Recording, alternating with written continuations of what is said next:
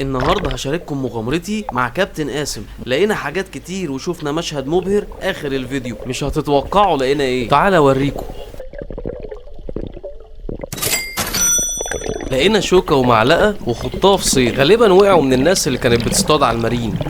ودي اول حاجة لقيناها النهاردة. طلعنا نطلعهم وخدنا نفس ونزلنا نغطس تاني. المرة دي لقينا حاجة مختلفة، الصدى والبحر واكلها خالص، فقلنا نشوف ايه هي. دي عقلة صنارة، غالبا سمكة كبيرة كسرتها وزمان صاحبها زعلان عليها دلوقتي. نزلنا تاني لما لقينا حاجة بتلمع في الأرض، ما كناش محددين من فوق ايه هي. تعالوا نشوف الكلام على ايه.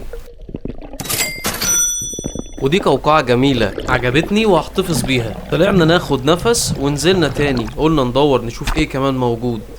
لقينا حاجة بندور عليها بقالنا 3 أيام ومفيش محلات هنا بتبيعها. لقينا لبارة صيد، اللبارة دي بيستخدموها كطعم صناعي عشان يصطادوا بيه السمك المهاجم. المرة دي لقينا حاجة عارفينها كويس قوي وكل واحد مننا معاه منها 10، فقلنا ننزل نشوف هي ولا لا. لقينا نضارة سباحة نوعها سويمر، اكيد اتفكت ووقعت من صاحبها ومعرفش يغطس يجيبها. اكتم نفسك معايا واتفرج على الغطسة دي. الغطسة دي لقلوب الناس الجميلة اللي هتدوس لنا لايك وهتقول سبحان الله. اتفرج معايا على الشعب والالوان وشوف قدرة ربنا.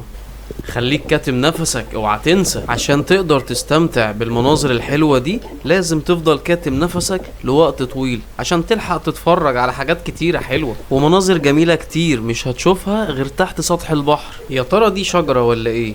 ابقوا قولولنا في الكومنت. سبحان الله قد ايه الطبيعة مبهرة. لو عجبك الفيديو دوس لايك وتابعنا عشان تشوف مغامراتنا الجاية. سلام.